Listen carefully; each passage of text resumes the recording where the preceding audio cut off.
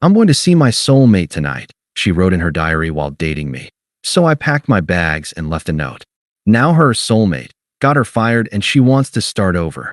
Hey viewers, before we move on to the video, please make sure to subscribe to the channel and hit the like button if you want to see more stories like this. Thanks. The title is a bit long for a Reddit post, but the sentiment is there. Let's just say I found her diary while grabbing a beer from the fridge, and my entire life turned into a lie in about 3 seconds flat. I had been with Jessica for 5 years. We met in college and spent the last half-decade building our life together, brick by brick. I was a graphic designer, a job I loved, and she was a content creator with big dreams of starting her own business. Our one-bedroom apartment was my sanctuary. I had bought most of the furniture, hung the art, and built the bookshelves myself. Every corner was a memory, a testament to the future I thought we were building. I wasn't a thrilling guy, not by her standards, anyway. I was stable. I worked my job, came home, and cooked dinner. I invested my money and planned our weekends around farmers markets and quiet movie nights. I was loyal, maybe to a fault, but it's what she always said she wanted. "I'm tired of drama," she'd say. "I just want someone who's on my team." I was always on her team. I put in the work. I proofread her business proposals, handled her website design, and gave her my undivided attention. I loved her unconditionally, or so I thought. The last few months had been weird, though. She was always on her phone, distant. She'd snap at me for no reason, then pretend like nothing happened. I'd catch her staring at her screen with this secretive, smug smile, and when I asked what was so funny, she'd just say nothing. You wouldn't get it, in a dismissive tone that made me feel like an outsider in my own home. I wrote it off as stress from her new business venture, a vague term she used for a lot of late nights and early morning texts. I came home early from work one Tuesday. I had a nightmare of a day. A client project had gone south, and my boss had been a complete jerk. All I wanted was to forget about it, grab a beer, and have a quiet night with the person I loved. I walked into the apartment, dropped my keys on the console table, and headed for the kitchen. That's when I saw it. Sitting on the counter, right next to the empty coffee maker, was a small, leather-bound diary. It was a physical journal, not an app or a note on her phone. She never let me see it, always tucked it away in her nightstand, so the sight of it out in the open was jarring. As I walked past to get to the fridge, the page lay open, and one line screamed at me from the middle of the page. My heart stuttered, then felt like it had been punched out of my chest. "I'm going to see my soulmate tonight." I froze. The beer in my hand suddenly felt heavy, an anchor pulling me down into a cold ocean. My eyes scanned the rest of the entry, and the words blurred into a single, devastating stream of contempt. "I just can't pretend anymore. Mark is fine. He's predictable, reliable, a good guy, but he's so boring. He's a planner, a safe bet. I need a man who lives in the moment, someone with ambition, someone who understands me. I'm so ready for more." Alex is on another level. He's a high-powered consultant. He flies all over the country. He actually gets my potential. Mark just wants to save money and buy a house. He's so small. Alex is my soulmate. I know it. The words weren't a lie. They were the truth she had been hiding. She didn't see me as a partner. I was a stepping stone, a place to rest her feet until she found a bigger, better platform to jump from. The man she'd called boring was the same one who stayed up until 2 a.m. helping her with her website. The same man who put his own savings into a joint account because he trusted her. I felt the shock, the anger, the pain. But more than that, I felt a deep, profound sense of calm. The betrayal was so complete, her words so filled with casual cruelty, that there was nothing left to fight for. She had already decided. She had already left. The only thing left to do was to make it real. I put the beer back in the fridge, my hands not shaking at all. I walked to the bedroom, grabbed my small duffel bag, and started to pack a few essentials. A toothbrush, a change of clothes, my laptop. I didn't take any of my clothes that she had bought, any of the books she had given me. I wanted to leave with nothing but what was mine. I took the diary from the counter, closed it, and tucked it into my bag. Then I grabbed a post-it note, wrote 3 simple words on it, and stuck it to the coffee maker. I know. I walked out the door for the last time. I didn't look back. There was nothing there for me anymore. My world was no longer my home. It was just an apartment I had to get out of. and I drove away without a destination, just an overwhelming sense of finality. The drive was a blur. My mind kept replaying the words from the diary. So small, so boring, just a safe bet. I had spent 5 years of my life trying to be her safe harbor, her team, her partner, and she saw me as a placeholder. The calm I felt earlier solidified into a kind of numbness. My phone rang about an hour later. It was her. The caller ID glowed, a symbol of the life I had just walked away from. I felt a pang, but it wasn't a pang of longing. It was the feeling of a phantom limb. The part of me that cared was gone. I let it ring twice before answering. "Mark, what the hell is this? Where are you?" she screamed, the panic in her voice a stark contrast to her calm contempt from the diary. "I'm out," I said, my voice flat. "What do you mean, out? You just left. What's going on?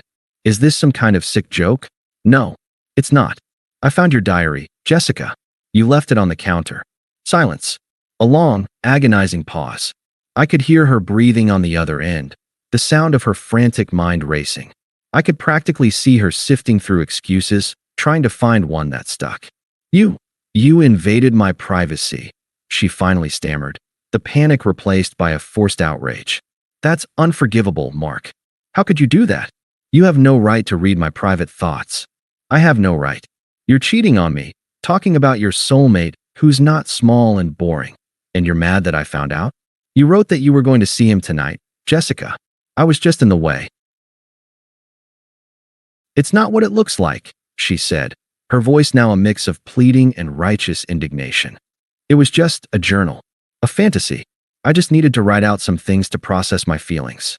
We were in a rut, Mark. You're just so predictable. I'm an artist. I need a man who understands my ambition. Alex is a high-level consultant.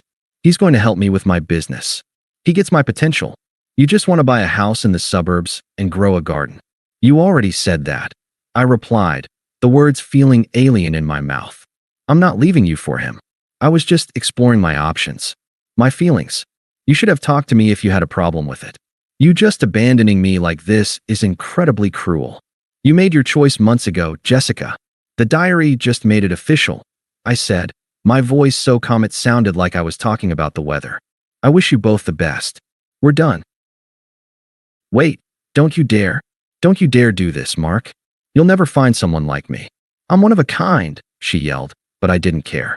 I hung up the phone and blocked her number, then blocked her on every social media app we shared. I felt nothing but a quiet, hollow relief. The 5 years we had shared felt like a distant memory, a place I had visited but no longer lived. The next 6 months were a blur of work, exhaustion, and a slow, painful emotional detox. I had crashed with my cousin for a few weeks before finding a small apartment on the other side of the city. I changed my work schedule to avoid any mutual friends, and when they reached out, I kept the details brief. We broke up. It was time. The silence from her was a gift at first. It gave me the space to breathe and to start figuring out who I was without her. I filled my days with work projects, got back into my old hobbies, and started to feel a sense of peace I didn't realize I had lost.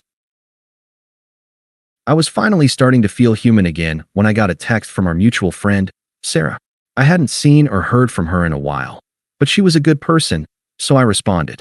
Her response was a single line that opened a floodgate of information. "Can you believe what happened with Jessica and Alex? She is absolutely losing it." Over a long coffee, Sarah filled me in. It was a perfect, sickeningly ironic story of karma. The high-powered consultant was nothing of the sort. He was a consultant, sure, but he was a third-party contractor hired by her firm for a one-time project. He had been so smooth and confident in his lies that he had managed to steal not only her heart, but her company's entire client list. He hadn't been helping her with her business. He was planning to poach it. When her company found out about the affair and the stolen data, they fired her on the spot. "He used her, Mark," Sarah said, shaking her head. "He told her he was going to launch his own company with her, and then ghosted her a week after she got canned. She lost her job, her reputation, everything. It was a cold, hard justice that I had never expected to feel so deeply. Her soulmate had been a con man, and she, the person who called me small and boring, had been the easiest mark of all.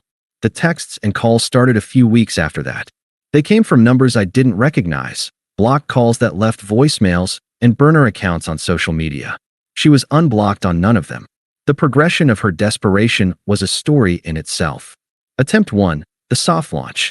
A simple text from a number I didn't know. I miss you. We should talk. I didn't respond. Attempt 2. The apology via victimhood.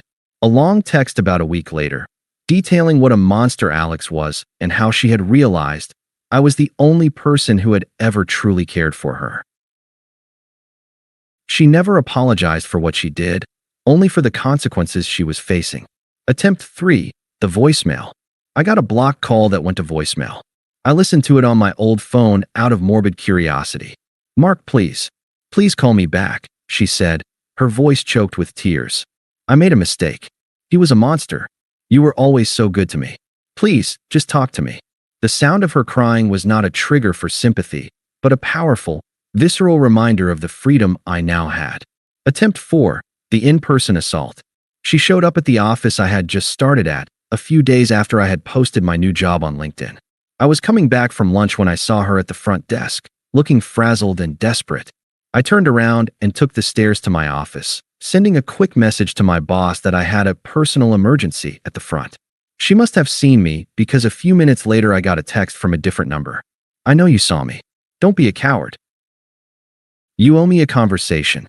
I smiled to myself, tucked my phone away, and got back to work. I owed her nothing. She was an irrelevant footnote in a story that had just started. A year after that final, desperate text from her, my life was unrecognizable. I had moved into a new apartment, a loft on the top floor of an old brick building.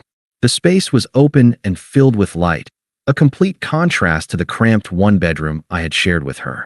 I had built custom bookshelves and filled them with art books, and I had started my own freelance design business that was thriving. I was content, truly and deeply content. To celebrate the milestone, a year of emotional freedom, a year of building something entirely for myself, I decided to host a small housewarming party. It was just a handful of my closest friends, the ones who had been there for me after the breakup. My cousin was there, along with Sarah, who had become a true confidant. We were all laughing, drinking beer, and enjoying the perfect summer night. I felt a sense of peace that I hadn't realized was possible. Just as I was talking to Sarah, there was a knock on the door. It wasn't the kind of knock you'd expect from a friend. It was timid, almost hesitant. I walked over and opened it, and my entire body went still. Standing on my doorstep was Jessica, but it wasn't the Jessica I remembered. The woman standing before me was a ghost of her former self. Her hair was limp, her clothes were rumpled, and her eyes were tired, puffy, and haunted. She looked at me, and her face crumpled. "Mark," she whispered, her voice barely a breath. I know this is out of the blue. I'm so sorry. I know you don't want to see me, but I need to talk to you." The silence that followed felt like an eternity. My friends behind me went quiet. I could feel their collective confusion and tension. I looked at Jessica, and it was like looking at an old photograph of someone I used to know. The emotional connection, the familiarity, was gone. "I know what you did," she pleaded, stepping forward as if she expected me to embrace her. "I know you read the note I left at your office. You don't know the full story. He was a monster, Mark. He used me. He stole everything from me. I was so stupid, so naive. But it was just a terrible, terrible mistake. I swear, I've realized my mistake." She looked past me, into my apartment, and her eyes widened. She saw the new art on the walls, the beautiful furniture, my friends laughing and drinking. She saw the peaceful, successful life she had said was small and boring. The contrast hit her like a punch. "I'm so sorry, Mark," she sobbed. "I was a fool. I know I screwed up, but I'm ready to come home. I'm ready to start over. Please. I've realized you were the one. You were always the one." I looked at her, and I felt nothing. No anger, no pity, no longing. Just a profound sense of finality. "The person you're looking for isn't here, Jessica," I said, my voice calm, almost emotionless. "He doesn't exist anymore. The man who you called small and boring. He died the night he found your diary. You killed him." She flinched as if I had struck her. "What are you talking about? It was just a mistake. I'm still here." "No, you're not," I said, shaking my head. "You see this life? This apartment, this business, this peace? I built this. I built this on the foundation you so generously provided when you showed me what I was worth. You showed me that my loyalty was a burden, that my stability was a cage, and that I was wasting my potential on someone who didn't believe in it. And for that, I am truly grateful. You freed me."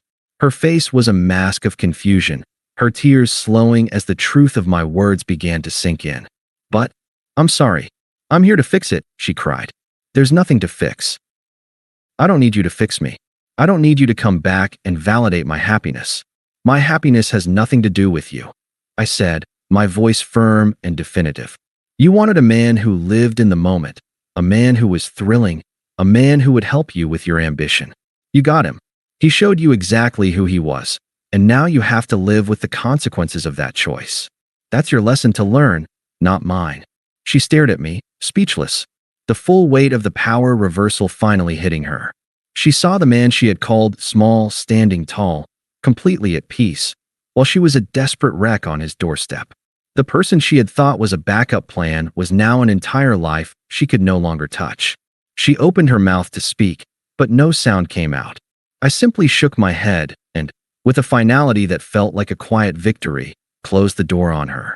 I walked back into my home, back to my friends, back to the life I had built on her betrayal. A life that was, in every conceivable way, better.